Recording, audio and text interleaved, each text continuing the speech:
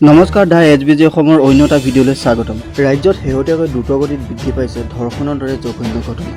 বিগত 24 ঘণ্টাত অসমৰ উজনিৰ পৰা নামনিলৈ প্ৰায় 12টা ধৰ্ষণ কাণ্ড সংঘটিত হৈছে। ধৰ্ষণৰ বলি হোৱা বেছিভাগেই কম বয়সীয়া ছোৱালী। কোন দিশে গৈছে আজি ৰাজ্যখন, কিয় বাৰে বাৰে সংঘটিত হৈছে নাৰীসকলক লজ্জানত কৰা ঘটনা। বৰ্তমান সময়ত অসমৰ কোনো স্থানতে নাৰী সুৰক্ষিত নহয়। আজি ৰাজ্যত সংঘটিত হোৱা ধৰ্ষণৰ অভিযুক্তৰ তালিকা চালে আচৰিত হ'ব। মৌলানাৰ পৰা পূজাৰীলৈ, শিক্ষকৰ পৰা ব্যৱসায়ীলৈ, যুৱকৰ পৰা 8 বয়সীয়ালৈ, মোমায়েকৰ পৰা সম্বন্ধীয় খুৰাকলৈ কোনে নকৰে ধৰ্ষণ। ধিঙৰ ধৰ্ষণ কাণ্ডৰ সমগ্ৰ ৰাজ্য কঁপাই তোলাৰ সময়তে লখিমপুৰত কিশোৰীক ধৰ্ষণৰ চেষ্টা চলোৱা অপৰাধত মছজিদৰ মুবাজিমক গ্ৰেপ্তাৰ কৰা হৈছিল।